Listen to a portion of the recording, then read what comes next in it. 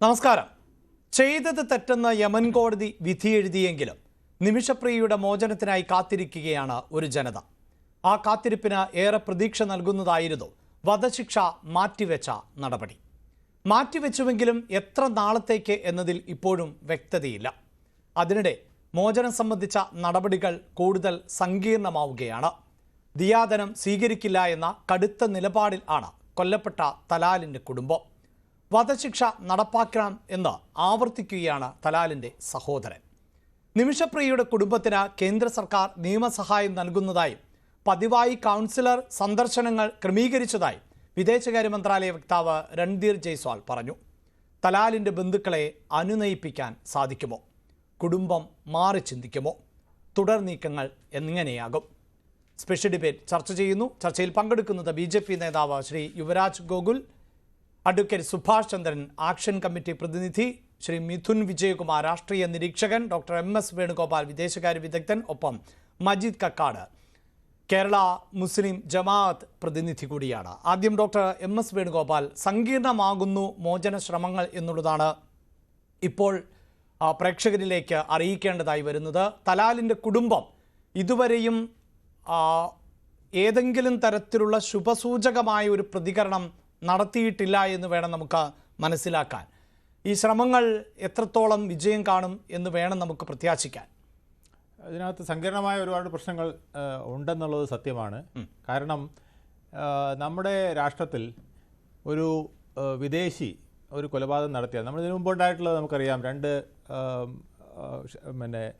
മത്സ്യത്തൊഴിലാളികളെ ഇറ്റാലിയൻ പൗരന്മാർ വെടിവെച്ച് കൊന്നു. അതിന് സുപ്രീം കോടതി അവർക്ക് പണം നൽകിയിട്ട് വിട്ടുകൊടുത്തിട്ട് പോലും അതിനെക്കുറിച്ചുണ്ടായ വിവാദങ്ങൾ എത്രയാണെന്ന് നമുക്കറിയാം. അതുപോലെ തന്നെ രാജീവ് ഗാന്ധിയുടെ വധത്തെ തുടർന്ന് ഈ നളിനി, പേരറിവാൾ ഇവരെയൊക്കെ വിട്ടുകൊടുത്തപ്പോൾ ഉണ്ടായതറിയാം. അതിൽ ഈ പേരറിവാളിനെ തമിഴ്നാട് മുഖ്യമന്ത്രി ഒന്ന് കെട്ടിപ്പിടിച്ചു എന്ന് പറഞ്ഞുണ്ടായ വിവാദം അതിനേക്കാൾ വലുതായിരുന്നു. ജയിലിൽ നിന്ന് മോചിതനായപ്പോൾ സഖ്യകക്ഷിയായിരുന്നു കോൺഗ്രസിൻ്റെ, എന്നിട്ട് പോലും ഉണ്ടായ വിവാദങ്ങൾ നമുക്കറിയാമായിരുന്നു. അപ്പോൾ അതുപോലെ അതിനേക്കാളൊക്കെ എത്രയോ ഇരട്ടി സെൻസിറ്റീവായൊരു വിഷയമാണ് യമനിൽ ഇപ്പോൾ ഒരു ഇന്ത്യക്കാരി, പ്രത്യേകിച്ച് അവരുടെ ഒരാളെ ഇങ്ങനെ വധിച്ചു എന്ന് പറയുന്നതും. അവിടെ ഇത്ര രണ്ട് കോടതികൾ, കീഴ്ക്കോടതിയും മേൽക്കോടതിയും സുപ്രീം കോടതിയും വധശിക്ഷ ശരിവെച്ചും കഴിഞ്ഞ സാഹചര്യത്തിൽ ഇനി അതിൽ ഒരു ബ്ലഡ് മണി വാങ്ങിക്കൊണ്ട് അങ്ങനെ ഒരു ദയ കൊടുക്കേണ്ട കാര്യമുണ്ടോ എന്നുള്ളത് അവിടുത്തെ മീഡിയ മാത്രമല്ല അവിടുത്തെ യുവാക്കളും ഒക്കെ തന്നെ വളരെ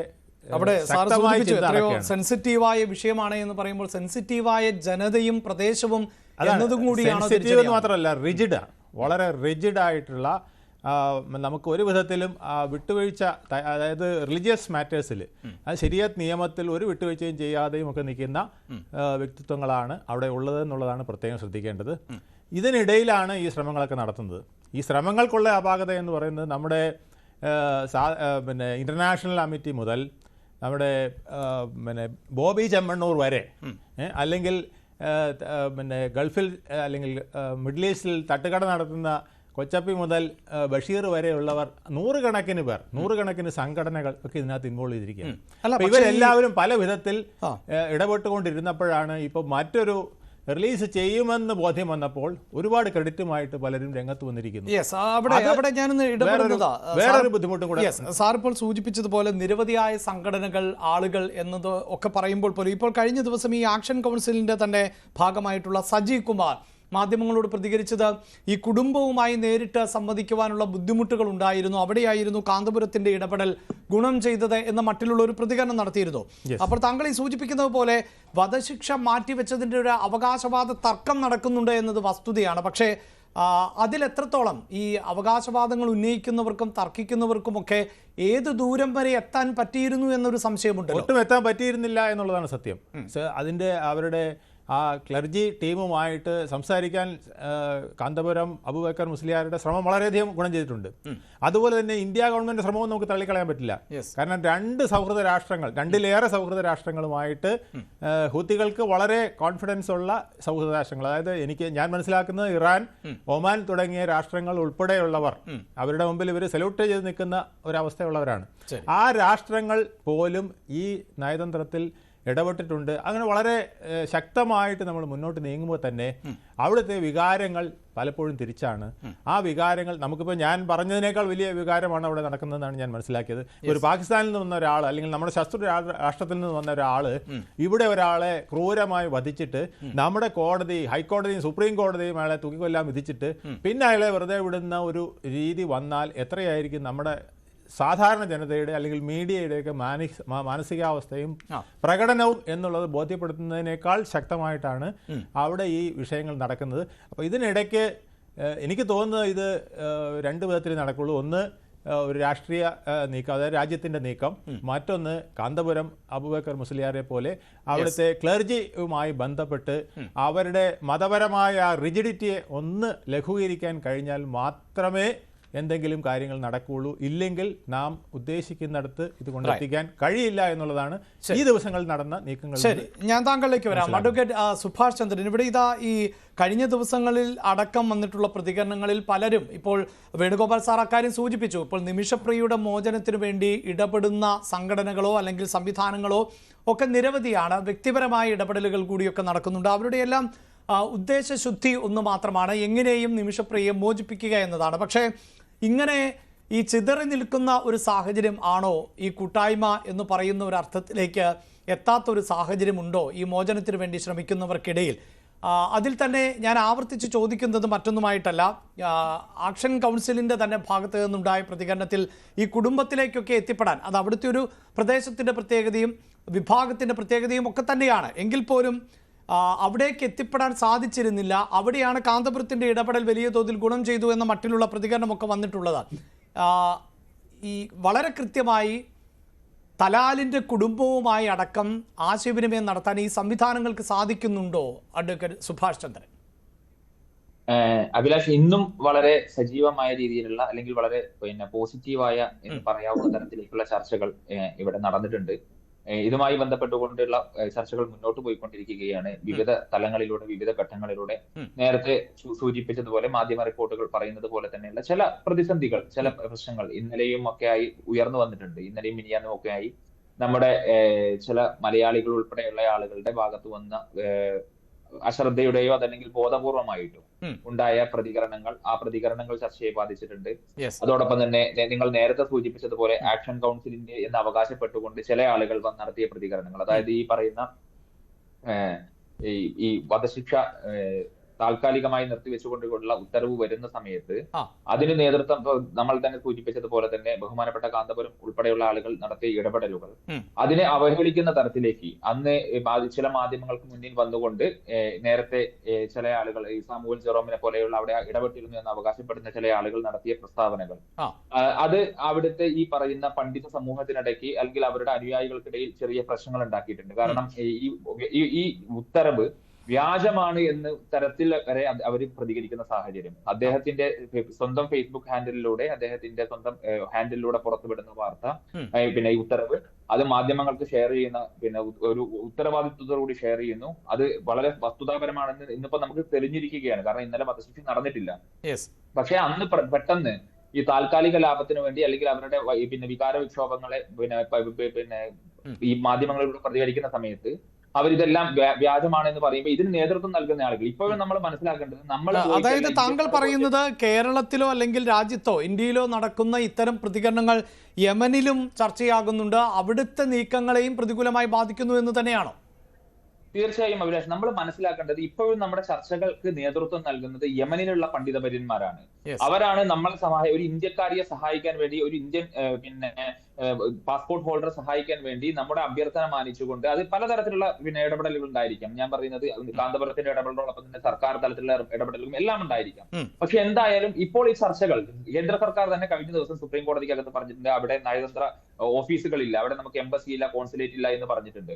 അപ്പോ അവിടെ ഇക്കാര്യങ്ങൾ പിന്നെ ഇപ്പൊ നയിച്ചുകൊണ്ടിരിക്കുന്നത് ആ രാജ്യത്തെ പൗരന്മാരാണ്, യമനികളാണ് നമുക്ക് വേണ്ടി ചർച്ചകൾ ലീഡ് ചെയ്തുകൊണ്ടിരിക്കുന്നത്. അവരെ അപമാനിക്കുന്ന തരത്തിൽ, അവരെ കൂടി അപമാനിക്കുന്ന തരത്തിലേക്കുള്ള പ്രതികരണങ്ങളാണ് നമ്മുടെ ആളുകളുടെ ഭാഗത്ത് ഉണ്ടാകുന്നത്. അതോടൊപ്പം തന്നെ ഈ കൊല്ലപ്പെട്ട തലാലിന്റെ സഹോദരന്റെ ഫേസ്ബുക്ക് ഹാൻഡിലൊക്കെ പോയി നമ്മൾ നടത്തിയ പ്രതികരണങ്ങൾ, ഇത് വളരെ വളരെ പിന്നെ ഗുരുതരമായ രീതിയിലുള്ള പ്രത്യാഘാതങ്ങൾ ഉണ്ടാക്കും എന്നുള്ളത് നമ്മൾ തിരിച്ചറിഞ്ഞുകൊണ്ട് ഇതിൽ നിന്ന് വിട്ടുനിൽക്കണം എന്നതാണ് ആക്ഷൻ കൗൺസിലിന് വേണ്ടി വേണ്ടി എനിക്ക് പൊതുവെ കേരളീയ സമൂഹത്തിലെ എല്ലാവരോടും ലോകമെമ്പാടുമുള്ള മലയാളികളോട് അഭ്യർത്ഥിക്കാനുള്ള, നിങ്ങൾ ചെയ്യുന്ന ഓരോ ചെറിയ പ്രവൃത്തിയും നമ്മുടെ ഈ നീക്കങ്ങൾ ഒരു മനുഷ്യജീവനെയാണ് ബാധിക്കുക. ആ ജീവൻ തിരിച്ചു കൊടുക്കുക, ഒരു നഷ്ടപ്പെടുന്ന ഓരോ ജീവനും തിരിച്ചു കൊടുക്കാൻ വേണ്ടി നമുക്ക് സാധിക്കുകയില്ല. ഈ പോരാട്ടം ഞങ്ങൾ നയിക്കുന്നത് ഇത് ഒരു വെല്ലുവിളിയുടെയോ അതല്ലെങ്കിൽ അത്തരം വെല്ലുവിളിച്ചുകൊണ്ട് നമുക്ക് അതിജീവിക്കാൻ പറ്റാവുന്ന ഒരു പോരാട്ടമല്ല. ഞങ്ങൾ ഇത് മാപ്പിരന്നുകൊണ്ട് ആ കുടുംബത്തോടും ആ ഗോത്രത്തോടും ആ സമൂഹത്തോടും ആ രാജ്യത്തോടും മാപ്പിരന്നുകൊണ്ട് മാപ്പിലൂടെ മാത്രം നമുക്ക് വിജയിക്കാൻ പറ്റാവുന്ന ഒരു പോരാട്ടമാണ് ഇപ്പൊ നടത്തിക്കൊണ്ടിരിക്കുന്നത്. അങ്ങനെ നിരുപാധികമായ മാപ്പ് ആ കുടുംബത്തിന് മുമ്പാകെ വെച്ചുകൊണ്ട് നമ്മുടെ സഹോദരി നടത്തിയ തെറ്റ്, ആ തെറ്റ് ഏറ്റു പറഞ്ഞുകൊണ്ട് അതിനാവശ്യമായ പ്രായശ്ചിത്തം ചെയ്യാൻ വേണ്ടി ധനസഹായം ഉൾപ്പെടെയുള്ള ഈ പറയുന്ന ബ്ലഡ് മണി ഉൾപ്പെടെയുള്ള തന്നുകൊണ്ട് അവരെ മോചിപ്പിക്കണം എന്നുള്ള അഭ്യർത്ഥനയാണ് നമുക്ക് അവർക്ക് മുമ്പിൽ വെക്കുന്നത്. അല്ലാതെ ഈ സോഷ്യൽ മീഡിയയിലോ അല്ലെങ്കിൽ മറ്റെവിടെയെങ്കിലോ നമുക്കൊരു പോരാട്ടം നടത്തിക്കൊണ്ട് വിജയിക്കാവുന്ന ഒരു യുദ്ധമല്ല ഇപ്പോൾ നമ്മൾ നടത്തുന്നത് എന്ന് തിരിച്ചറിയണം. ഇത് നമ്മൾ നിരുപാധികമായി നമ്മൾ മാപ്പ് പറഞ്ഞുകൊണ്ട് വിജയിക്കേണ്ട ഒരു യുദ്ധമാണ്.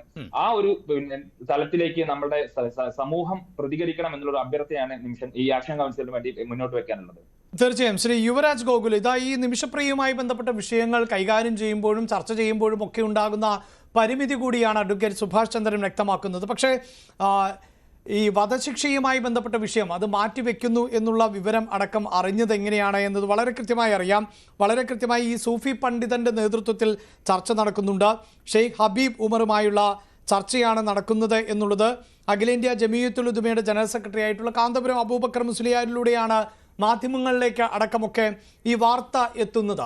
അതിനുശേഷം കേന്ദ്ര സർക്കാരിൻ്റെ ഒരു പ്രതികരണം എന്തായെന്നറിയാൻ എല്ലാവരും കാത്തിരുന്നിരുന്നു. പക്ഷേ ഇന്നാണ് കേന്ദ്ര സർക്കാരിൻ്റെ ഭാഗത്ത് നിന്ന് ഇതുമായി ബന്ധപ്പെട്ട് വിദേശകാര്യ വക്താവിൻ്റെ പ്രതികരണം ഉണ്ടാകുന്നത്. അദ്ദേഹം പറയുന്നത് എല്ലാ തരത്തിലുമുള്ള നിയമസഹായവും നൽകുന്നുണ്ട്, നിരന്തരം ബന്ധപ്പെടുന്നുണ്ട് എന്നാണ്.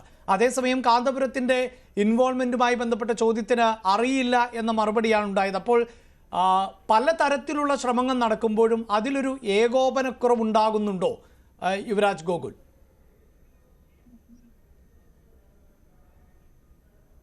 അല്ല, നോക്കൂ, കേന്ദ്ര സർക്കാരിനെ സംബന്ധിച്ചിടത്തോളം ഔദ്യോഗികമായി അവർ ചെയ്യുന്ന കാര്യങ്ങളെ കുറിച്ചിട്ടായിരിക്കും വിദേശകാര്യ വക്താവിന് പറയുവാൻ വേണ്ടിയിട്ട് സാധിക്കുക. കേന്ദ്ര സർക്കാർ ഇതുവരെയും എന്തൊക്കെ കാര്യങ്ങൾ നിമിഷപ്രിയയുടെ മോചനവുമായി ബന്ധപ്പെട്ടിട്ട് അവർക്ക് പൊതുമാപ്പ് ഒരു മാപ്പ് നൽകിക്കൊണ്ട് അവരെ മോചിപ്പിച്ച് തിരിച്ച് നമ്മുടെ രാജ്യത്തേക്ക് കൊണ്ടുവരുവാൻ വേണ്ടിയിട്ട് നടത്തിയിട്ടുള്ള ഇടപെടലുകളെ കുറിച്ചിട്ട് വിദേശകാര്യ വക്താവ് വളരെ വ്യക്തമായിട്ട് തന്നെ പറഞ്ഞിട്ടുണ്ട്. നമ്മുടെ ഗവർണർ ഉൾപ്പെടെയുള്ള ആൾക്കാർ അശ്രാന്തമായിട്ട് അതിനു വേണ്ടി പരിശ്രമിക്കുന്നുണ്ട്. അതിന് വിവിധ രാഷ്ട്രീയ കക്ഷികളിലെ നമ്മുടെ എതിർ രാഷ്ട്രീയ കക്ഷികളാണെങ്കിൽ പോലും അവരുടെയൊക്കെ ഇടപെടലുകൾ, ഇപ്പോൾ മരിച്ചുപോയ ഉമ്മൻചാണ്ടി സാറാകട്ടെ, ഉമ്മൻചാണ്ടി സാറിന്റെ മകനാകട്ടെ, അങ്ങനെ പലരുടെയും ഇടപെടലുകൾ അതിനകത്ത് ഉണ്ടായിട്ടുണ്ട്. ഇനിയിപ്പോൾ കാന്തപുരം അബൂബക്കറെ പോലെയുള്ള വ്യക്തികൾ അതിനകത്ത് ഇടപെടുവാൻ ശ്രമിക്കുന്നുണ്ട് എന്നുണ്ടെന്നുണ്ടെങ്കിൽ അത് വളരെ അഭിനന്ദനാർഹമായ കാര്യമാണ് എന്ന് മാത്രമേ ഞാൻ പറയുന്നുള്ളൂ. അല്ലാണ്ട് ഇപ്പോൾ ആരെങ്കിലും അതിനു വേണ്ടിയിട്ട് ഒരു സ്റ്റെപ്പ് മുമ്പോട്ട് വെക്കാൻ പോകുന്ന സമയത്ത് നമ്മളിപ്പോൾ എല്ലാവരെയും നിരാകരിച്ചുകൊണ്ട് ഇതെന്തെങ്കിലും മത്സരമൊന്നും അല്ലല്ലോ. ഇതിപ്പോൾ നമ്മളൊരു ഒരു ക്രിക്കറ്റ് മത്സരമോ ഫുട്ബോൾ മത്സരമോ ഒന്നും അല്ലല്ലോ. 2 ഗോൾ നിങ്ങൾ അടിച്ചു, 3 ഗോൾ ഞങ്ങൾ അടിക്കും, അങ്ങനെയൊന്നും അല്ലല്ലോ. നമുക്ക് ഒരാളെ രക്ഷിക്കുവാൻ വേണ്ടിയിട്ട് ആർക്കൊക്കെ ഇടപെടാൻ സാധിക്കും അവരെല്ലാവരും ഇടപെടട്ടെ എന്ന് മാത്രമേ അതിനകത്ത് പറയാൻ വേണ്ടിയിട്ട് സാധിക്കുകയുള്ളൂ.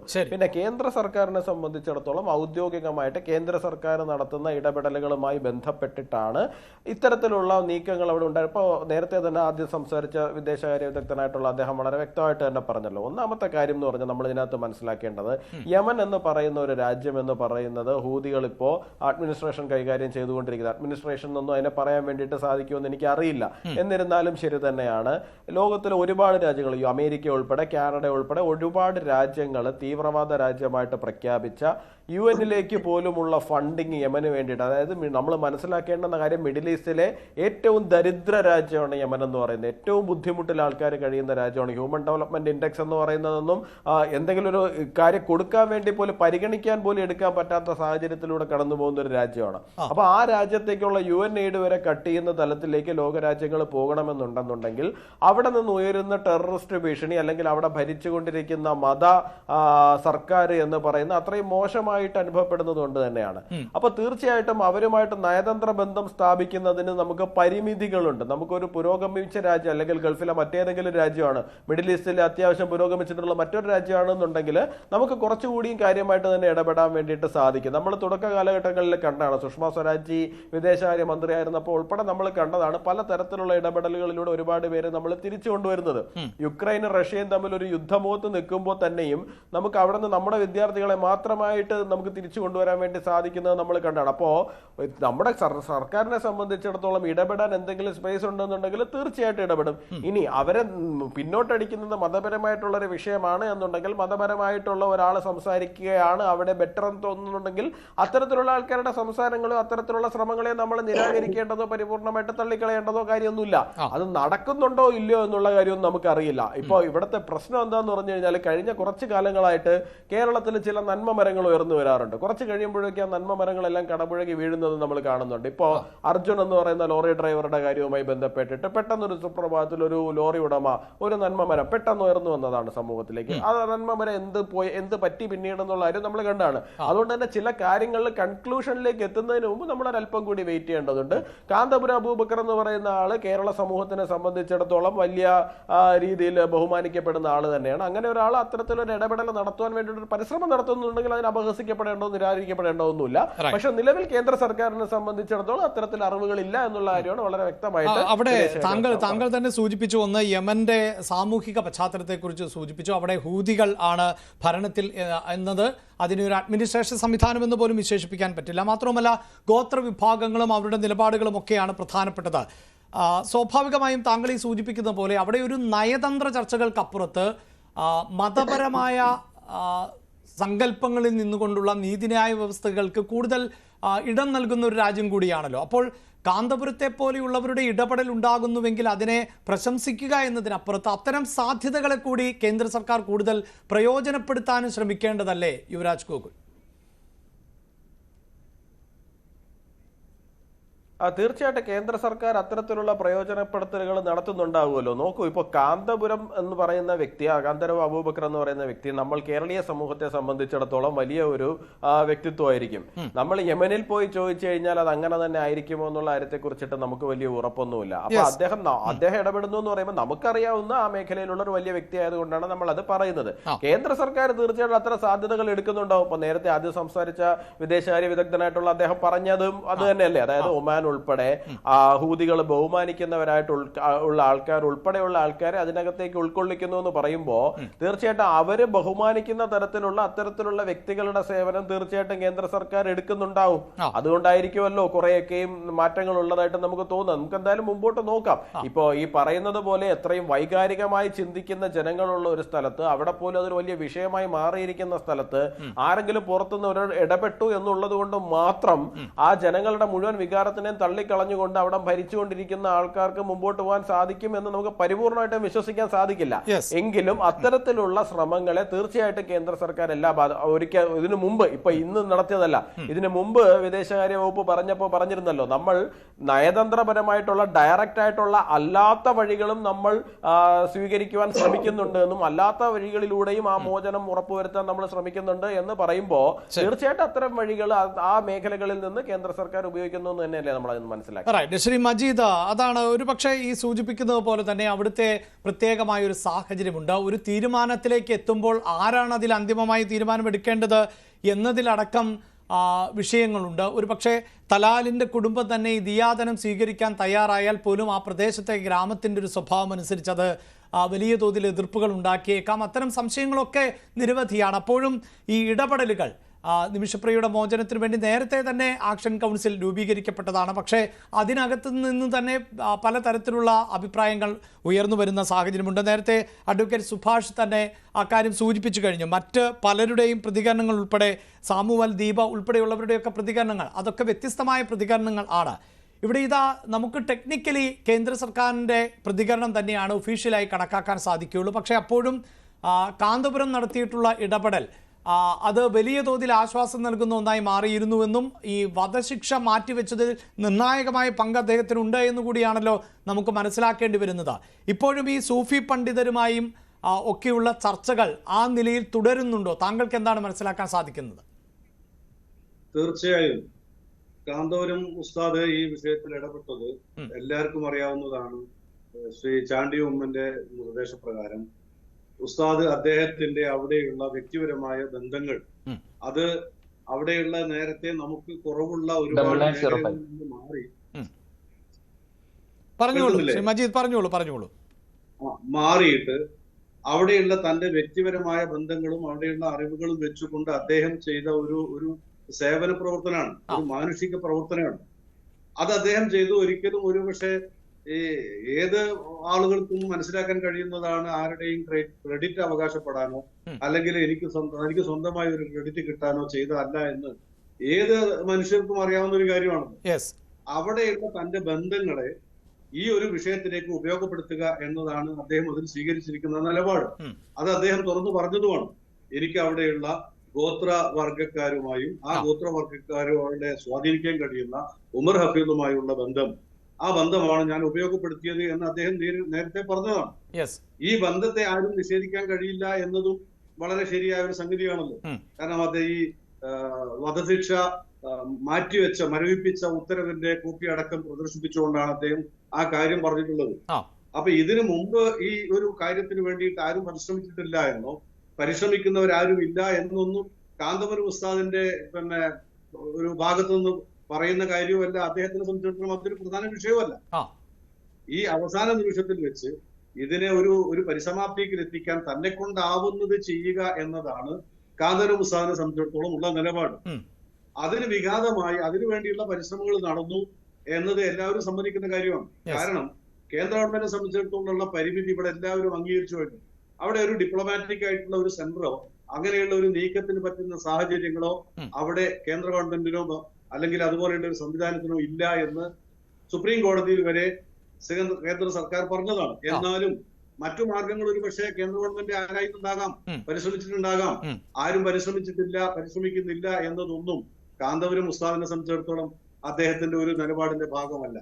ഇവിടെ മനുഷ്യത്വപരമായി മാനവികമായ തന്റെ ഒരു മൂല്യങ്ങളെ, ഇസ്ലാം മതത്തിലുള്ള മൂല്യങ്ങളെയും ഇസ്ലാം മതത്തിലെ നിയമങ്ങളെ ഉപയോഗപ്പെടുത്തിയിട്ട് ദയാദനം സ്വീകരിച്ചുകൊണ്ട് ഒരു കുറ്റവാളിയെ ആ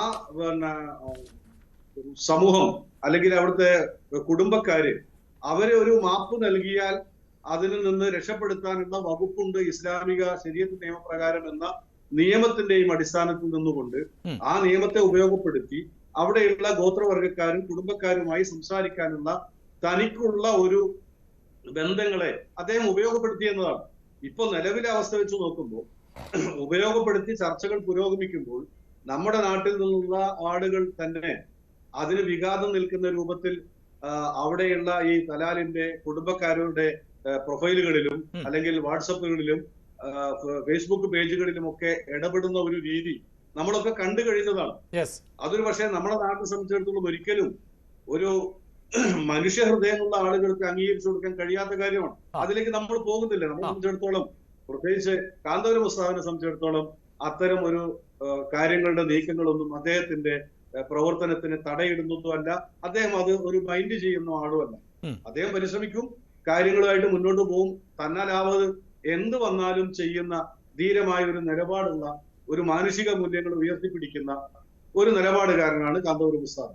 എന്നതുകൊണ്ട് തന്നെ ഈ ചർച്ചകൾക്കൊന്നും ഇത്തരം കാര്യങ്ങൾ നമ്മുടെ നാട്ടിൽ നിന്ന് ആളുകൾ ചെയ്യുന്ന അല്ലെങ്കിൽ ക്രെഡിറ്റ് അവകാശപ്പെട്ടുകൊണ്ടോ ഇനി ക്രെഡിറ്റ് അവകാശപ്പെടാതെ ഇതിനെ തകർക്കാൻ ശ്രമിക്കുന്നതായോ ആളുകളെ അവഗണിച്ചുകൊണ്ട് അവരെ മൈൻഡ് ചെയ്യാതെ തന്നെ കൊണ്ടാകുന്നതുമായി മുന്നോട്ട് പോവുക എന്ന നിലപാടിൽ തന്നെയാണ് ബഹുമാനപ്പെട്ട കാന്തപുരം ഉസ്താദ് ഉള്ളത് എന്ന കാര്യം ഞാൻ പ്രത്യേകിച്ച് പറയാൻ ആഗ്രഹിക്കുകയാണ്. ശരി, അവിടെ ശ്രീ മജീദ്, ഈ താങ്കൾ സൂചിപ്പിച്ചതുപോലെ ഈ വധശിക്ഷ മാറ്റിവെക്കുന്നതിന് വേണ്ടിയുള്ള ശ്രമം നടന്നു എന്ന് പറയുമ്പോൾ തന്നെ ഇനി അടുത്ത നീക്കങ്ങൾ എന്നത് സങ്കീർണമാണ് എന്ന് തന്നെയാണോ മനസ്സിലാകുന്നത്? ഈ തുടർ ചർച്ചകളും ഇതേ മട്ടിൽ തന്നെയാണോ പുരോഗമിക്കുന്നത്? തീർച്ചയായും. കാരണം അവിടെ നിന്ന് ചർച്ചകൾക്ക് നേതൃത്വം കൊടുത്ത ആളുകൾ, കാന്തപുരം ഉസ്താദുമായി ബന്ധപ്പെട്ട ആളുകൾ ഇത് ചർച്ചയുമായി മുന്നോട്ട് പോകുമ്പോൾ ഈ തലാലിന്റെ കുടുംബത്തിനെ അനുനയിപ്പിക്കുക എന്നതാണ് ഇതിലെ ഏറ്റവും മർമ്മപ്രധാനമായ വശം. അതെല്ലാവർക്കും അറിയാം. ആ കുടുംബത്തിലെ എല്ലാവരെയും, കുടുംബത്തിലെ ഏതെങ്കിലും ഒരു അംഗത്തെ മാത്രം അദ്ദേഹം മാത്രം സമ്മതിച്ചാൽ നടക്കുന്ന ഒരു കാര്യമല്ല ഇത്. കുടുംബത്തിലെ മുഴുവൻ അംഗങ്ങളെയും അനുനയിപ്പിച്ചുകൊണ്ട് അവർ മാപ്പ് കൊടുക്കുന്നു. ഒരു പക്ഷേ സ്വമേധയാ മാപ്പ് കൊടുക്കുന്നു, അല്ലെങ്കിൽ അവര് ദിയാമണി സ്വീകരിച്ചുകൊണ്ട് അവരിതിനെ മാപ്പ് കൊടുക്കുന്നു എന്ന ഒരു തലത്തിലേക്ക് വന്നു കഴിഞ്ഞാൽ മാത്രമേ അടുത്ത ഒരു സ്റ്റെപ്പ് ഇതിലേക്ക് മുന്നോട്ട് പോകാൻ കഴിയൂ. ശരി, ഞാൻ അവിടെ ഒന്ന് ഇടപെട്ട് ചോദിക്കുന്നത്, ഇപ്പോൾ ഈ സോഷ്യൽ മീഡിയയിലടക്കം താങ്കൾ നേരത്തെ സൂചിപ്പിച്ചതുപോലെ ഈ കുടുംബത്തിന്റെ പ്രതികരണം എന്നത് പ്രധാനമായും സഹോദരൻ അബ്ദുൽ ഫത്താ മഹ്ദിയുടേതായിട്ടാണ് പുറത്തു വരുന്നത്.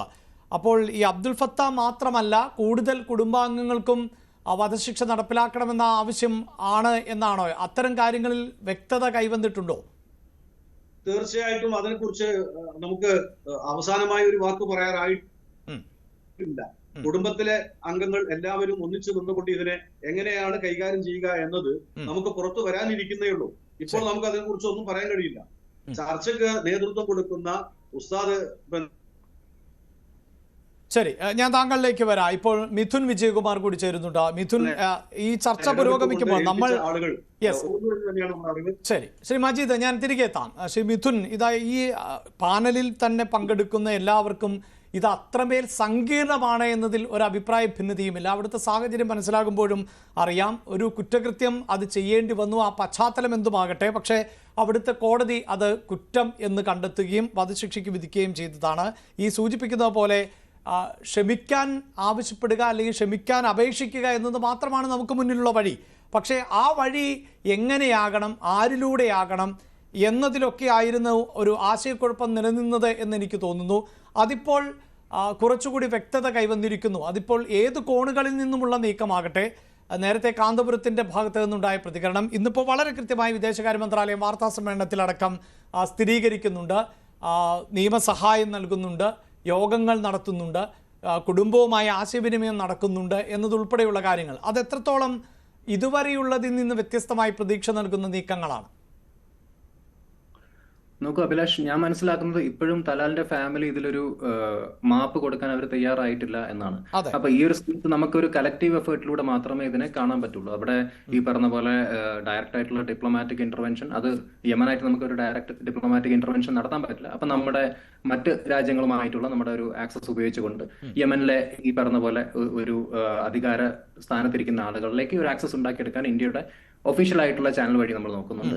മറ്റ് കാന്തപുരം അബൂബക്കർ മുസ്ലിയാരെ പോലുള്ള ആളുകൾ ഇതിൽ ഇടപെട്ടത് വലിയൊരു എന്താ പറയുക ആശ്വാസമായി എന്ന് തന്നെ പറയണം. കാരണം തിങ്കളാഴ്ച ഞാൻ മനസ്സിലാക്കുന്ന ഗവൺമെന്റ് പറഞ്ഞതാണ് സുപ്രീം കോടതിയിൽ, നമുക്ക് ഇതിൽ ചെയ്യാനുള്ള എല്ലാം ചെയ്തു കഴിഞ്ഞു, ഇനി പ്രത്യേകിച്ച് ഒന്നും ചെയ്യാനില്ല എന്നൊരു പൊസിഷനിൽ നിന്നാണ് ഈ ഒരു കേസ് മാറി മറിയുന്നത്. അപ്പൊ നമ്മൾ മനസ്സിലാക്കേണ്ടത് അവിടെ ഒരു എന്താ പറയുക ഒരു റിലീജിയസ് ഡിപ്ലോമസി അവിടെ ഗുണം ചെയ്തു എന്നാണ്. പക്ഷെ ഇവിടെ നമുക്ക് ഇതുവരെ ഈ ഒരു വിഷയം നമ്മൾ എടുക്കുകയാണെങ്കിൽ ഇത്രയും കാലം ഇതിൽ രണ്ട് അഭിപ്രായമുള്ള ആളുകളായിരുന്നു ഉണ്ടായിരുന്നത്.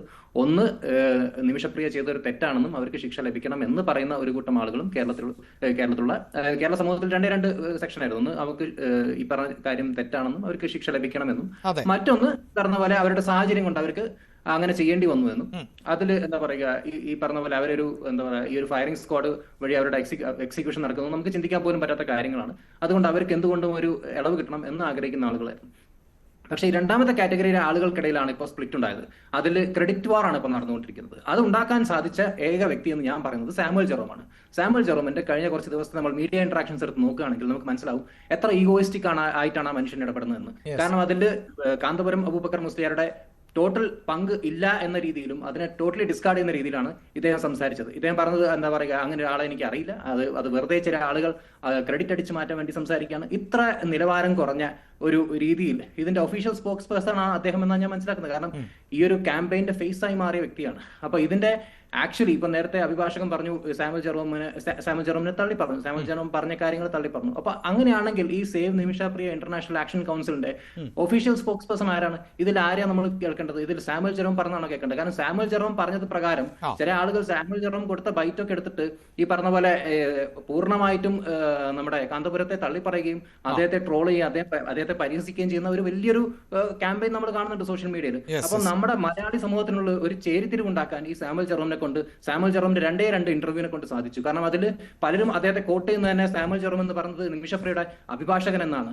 അപ്പൊ അങ്ങനെയുള്ള വലിയ ഇഷ്യൂസ് നമ്മുടെ സോഷ്യൽ മീഡിയയിൽ ഉണ്ടാക്കാനും അതിലൂടെ സോഷ്യൽ മീഡിയയിൽ ഒരു വലിയ സ്പ്ലിറ്റ് ഉണ്ടാക്കാനും മലയാളി സമൂഹത്തിനുള്ള വലിയൊരു സ്പ്ലിറ്റ് ഉണ്ടാക്കാനും ഈ സാമുവൽ ജെറോമിനെ കൊണ്ട് സാധിച്ചു എന്ന് ഞാൻ പറയുള്ളൂ. കാരണം ഇവിടെ നമ്മൾ ഏറ്റവും ചെറിയൊരു കാര്യം നോക്കിയാൽ മതി. കാരണം ഈ തിങ്കളാഴ്ച സുപ്രീം കോടതിയിൽ ഗവൺമെന്റ് തന്നെ ഒഫീഷ്യലി പറഞ്ഞൊരു സ്റ്റേറ്റ്മെന്റ് ആണ്, ഞങ്ങൾക്ക് ഇതിൽ ചെയ്യാനുള്ള എല്ലാ ഓപ്ഷൻസും ഇനി എന്താ പറയുക ഇല്ലാതായിരിക്കുന്ന ഒരു അവസ്ഥയാണ്. അപ്പൊ അവിടെയാണ് നമുക്ക് വലിയൊരു റിലീഫായിട്ട് ആയിട്ട് ഈ പറഞ്ഞ പോലെ നമ്മുടെ കാന്തപുരത്തിന്റെ ഇടപെടൽ അവിടെ ഉണ്ടാവുന്നു. അപ്പൊ അതുകൊണ്ട് ഒരു റിലീഫ് കിട്ടിക്കഴിഞ്ഞാൽ അതിനെ അക്നോളജ് ചെയ്യാൻ പോലുള്ള ഒരു മെച്യൂരിറ്റി ഇല്ലാത്ത കൗൺസിലിലെ അംഗങ്ങളെ ആദ്യം മിണ്ടാതിരിക്കണം എന്നാണ് എനിക്ക് പറയാനുള്ളത്. പിന്നെ യമന്റെ ഒരു കോംപ്ലിക്കേഷൻ, യമന്റെ ഒരു പൊളിറ്റിക്കൽ സിനാരിയോ നമ്മൾ എടുത്ത് നോക്കുകയാണെങ്കിൽ അതൊരു വലിയ കോംപ്ലിക്കേറ്റഡ് സിറ്റുവേഷൻ ആണ്. അവിടെ ഈ പറഞ്ഞ പോലെ ഹൂതി കൺട്രോൾഡ് ആയിട്ടുള്ള ഏരിയാസ് ആണ്. അവർക്ക് അവരുടെ കോടതി തന്നെ മുഷ്രിഫ് എന്ന് പറയുന്ന ആളുകളുണ്ട് ഈ പറഞ്ഞ ജഡ്ജിമാരെ മോണിറ്റർ ചെയ്യാൻ വേണ്ടിയിട്ട്. ജഡ്ജ് ഈ പറഞ്ഞ പോലെ മതപരമായിട്ടുള്ള അല്ലെ ഹൂതികൾക്ക് ഫേവറിലുള്ള കാര്യങ്ങൾ നടപ്പിലാക്കുന്നുണ്ടോ എന്ന് ചെക്ക് ചെയ്യാൻ വേണ്ടി മുഷ്രിഫ് എന്ന് പറയുന്ന ഒരു പൊസിഷൻ വരെ ഉള്ള കോടതികളാണ് അവിടെ ഉള്ളത്. അപ്പോൾ നിമിഷപ്രിയയുടെ ട്രയൽ, അതായത് ട്രയൽ കോർട്ട്, ഈ അപ്പീൽ കോർട്ട്, ഫൈനൽ അപ്പീൽ ഒക്കെ പോയിട്ടുള്ളതൊക്കെ എല്ലാം ഹൂത്തി കൺട്രോൾഡ് ആയിട്ടുള്ള ഏരിയാസിലേക്കാണ്. അപ്പൊ അവിടെ ഒന്നും തന്നെ നമുക്കൊരു ഡിപ്ലോമാറ്റിക് ആക്സസ് ഉള്ള, കോൺസുലർ ആക്സസ് ഉള്ള സ്ഥലങ്ങളല്ല. അവിടെയാണ് നമുക്ക് ഒരു പക്ഷേ റിലീജിയസ് ഡിപ്ലോമസി വർക്ക്ഔട്ട് ആവുക. കാരണം ഇതിലെ എക്സിക്യൂഷൻ അപ്രൂവൽ ഇവർ പറയുന്ന ഈ എന്താ പറയാ സുപ്രീം പൊളിറ്റിക്കൽ അവിടെയാണ് ശ്രീ മിഥുൻ ഞാൻ ആവർത്തിച്ച് ചോദിക്കുന്നത്, ഒരു പക്ഷേ സാധ്യമാകുന്ന ഒരു പ്രധാനപ്പെട്ട നീക്കം, അത് ആ രാജ്യത്തിന്റെ പ്രത്യേകതയാണ്, അവിടെ മതാധിഷ്ഠിതമായ നിയമങ്ങളാണ് എന്നത് എല്ലാവർക്കും അറിയാം. അപ്പോൾ കേന്ദ്ര സർക്കാരിനെ സംബന്ധിച്ചിടത്തോളം മറ്റൊരു നയതന്ത്രം എന്നത് പ്രയാസകരമാണ്. കേന്ദ്ര സർക്കാർ പറയുന്നുണ്ട് സൗഹൃദ രാജ്യങ്ങളെ കൂടി ഇതിന്റെ ഭാഗമായി ഉൾപ്പെടുത്തും എന്നുള്ളത്. അതോടൊപ്പം തന്നെ ഒരു പക്ഷേ ഈ നമ്മുടെ രാജ്യത്തെ തന്നെ മതസാമുദായിക വിഭാഗങ്ങളെ ഈ അനുകൂലമായ നിലപാടിലേക്ക് എത്തിപ്പെടാൻ സാധ്യതയുള്ളവരെ ഒരുമിപ്പിച്ച് നിർത്തുക, അത്തരം നീക്കം കൂടി കേന്ദ്രത്തിന്റെ ഭാഗത്ത് നിന്ന് ഉണ്ടാകേണ്ടതുണ്ടോ? തീർച്ചയായും ബാക്ക് ചാനൽ ഡിസ്കഷൻസിന് വേണ്ടിയുള്ള എന്തൊക്കെ അറേഞ്ച്മെന്റ് കേന്ദ്രം ചെയ്യുന്നതെന്ന് അവരൊരിക്കലും ഒഫീഷ്യലി ഡിക്ലെയർ ചെയ്യില്ല.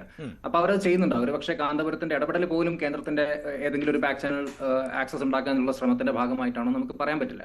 പക്ഷെ അങ്ങനെയൊക്കെ ഒരു ഭാഗത്ത് നടക്കുമ്പോൾ നമ്മളൊരു ഈ ഒരു വിഷയത്തെ, ഒരു മനുഷ്യജീവനെ സംബന്ധിച്ച ഒരു വിഷയത്തെ നമുക്ക് ഒരു കലക്റ്റീവ് ആംഗിളിലൂടെ, അതായത് ഒരു കലക്റ്റീവ് അപ്രോച്ചിലൂടെ അതിനെ നേരിടുന്നതിന് പകരം ഒരു വ്യക്തി വന്നിട്ട് ചാനലിൽ ഈ പറഞ്ഞ പോലെ കാന്തപുരത്തെ പൂർണ്ണമായി തള്ളി പറയുകയും അവിടെ സമൂഹത്തിലെ എന്താ പറയുക അവിടെ ഒരു ഡിവൈഡ് ഉണ്ടാക്കിയാണ്. രണ്ട് സെക്ഷൻസ് ആണ് ഇപ്പം, കാന്തപുരത്തിന് വേണ്ടിയിട്ടും മറ്റേ ഈ എന്താ പറയുക സാമുവൽ ജെറോമിന് വേണ്ടി സംസാരിക്കുന്ന ആളുകൾ. അപ്പൊ അങ്ങനെയുള്ള ഒരു ഡിവൈഡ് ഉണ്ടാക്കേണ്ട ആവശ്യം ഇവിടെ ഉണ്ടായിരുന്നില്ല. കാരണം ഇതൊരു കലക്റ്റീവ് അപ്രോച്ചിലൂടെ നമുക്ക് എന്താ പറയുക ആക്സെപ്റ്റ് ചെയ്യാൻ പറ്റിയ ഒരു കാര്യമായിരുന്നു. ഇപ്പൊ ഇവരെ അംഗീകരിച്ചില്ല. ഇന്ന് ഞാൻ ടൈംസിന്റെ ഒരു റിപ്പോർട്ട് വായിക്കായിരുന്നു. അപ്പൊ അതിൽ പറയുന്നുണ്ട് ഈ save Nimisha Priya international council has urged the public to stay calm and avoid unnecessary social media debates. എന്നിട്ട് അതിൽ പറയുന്ന മറ്റൊരു കാര്യം, it's at Kanthapuram AP Aboobacker Musliyar's intervention achieved results that 5 years of legal efforts could not. അതായത് 5 വർഷമായിട്ട് സാധിക്കാത്ത കാര്യങ്ങൾ കാന്തപുരത്തിന്റെ ഇടപെടൽ കൊണ്ട് സാധിച്ചു എന്ന് ആക്ഷൻ കൗൺസിൽ തന്നെ പറയുന്നുണ്ട്. അപ്പൊ അങ്ങനെ ഒരു വ്യക്തിയെ നമ്മൾ എന്തുകൊണ്ടാണ് ഇത്രയും തള്ളി പറഞ്ഞത്, എന്തുകൊണ്ടാണ് അദ്ദേഹത്തെ അപമാനിക്കുന്ന രീതിയിലുള്ള ഈ സോഷ്യൽ മീഡിയ ക്യാമ്പയിൻ നടക്കുന്നത്? കാരണം അവിടെ ഷെയ്ഖ് ഹബീബ് ഒമർ എന്ന് പറയുന്നത് വളരെ റിവേർഡ് ആയിട്ടുള്ള, വളരെ റെസ്പെക്ട്ഫുൾ ആയിട്ടുള്ള ഒരു ഫിഗറാണ്. അപ്പൊ അദ്ദേഹത്തിന്റെ ഇന്റർവെൻഷൻ വന്നു കഴിഞ്ഞാൽ ഈ മതാധിഷ്ഠിതമായിട്ടുള്ള രാജ്യത്ത് ഈ ഹൂതികൾ തീർച്ചയായിട്ടും അദ്ദേഹത്തിന്റെ വാക്കുകൾ കേൾക്കും. സ്പിരിച്വൽ ലീഡേഴ്സിന് അവിടെ വലിയ പ്രാധാന്യമുണ്ട്. പലപ്പോഴും നിയമത്തെക്കാൾ കൂടുതൽ സ്പിരിച്വൽ ലീഡേഴ്സിന്റെ വാക്കുകൾക്ക് അവിടെ പ്രാധാന്യമുണ്ട്. അപ്പൊ അവിടെയാണ് ഒരു പക്ഷെ നമുക്ക് ഒരു റിലീജിയസ് ഡിപ്ലോമസി വഴി ഇതിലൊരു സൊല്യൂഷൻ കണ്ടെത്താൻ സാധിക്കുക.